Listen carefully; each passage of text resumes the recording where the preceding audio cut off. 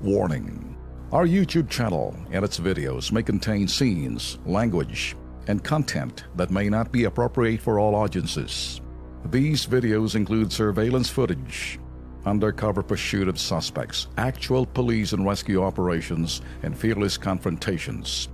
If you do not approve of the content, please do not watch our videos.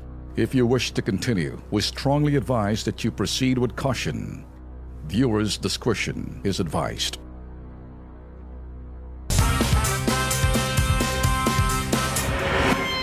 Biyernes 5 ng Mayo, lumapit sa Kilos Pronto si Salud Porras upang humingi ng tulong na mapauwi ang kanyang anak na si Riza Cerda, isang domestic helper sa bansang Saudi Arabia. Kasama ho natin ngayon sa studio ang kanya pong ina na si Salud Porras. Magandang gabi ho, Ma'am Salud. Magandang gabi po, Opo, sir. I'm sure kayo po'y nangangamba rin po dahil gusto na ho ninyong makauwi talaga ho.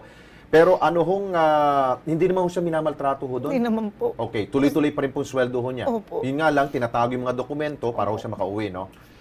Dalayo itong pakawalan ng kanyang among Arabo kahit expired na ang kanyang mga papeles.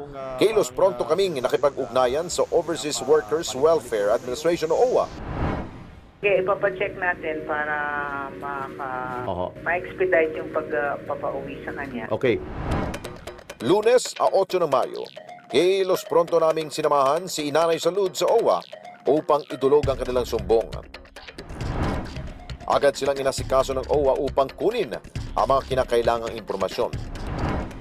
Matapos ito, nakipag-ugnayan din kami sa OMWA, the Department of Foreign Affairs o DFA, upang ilapit rin sa kanila ang sumbong ni Nanay Salud at itong kanilang Kilos Prontong aksyon. Dadalhin daw po sa Philippine Embassy ng Riyadh para kausapin daw po yung amo ng anak ko kung bakit ayaw pa uwiin. Patuloy naming tututukan ang kasong ito hanggang sa tuluyang makauwi ang ating kababayan si Riza dito sa Pilipinas.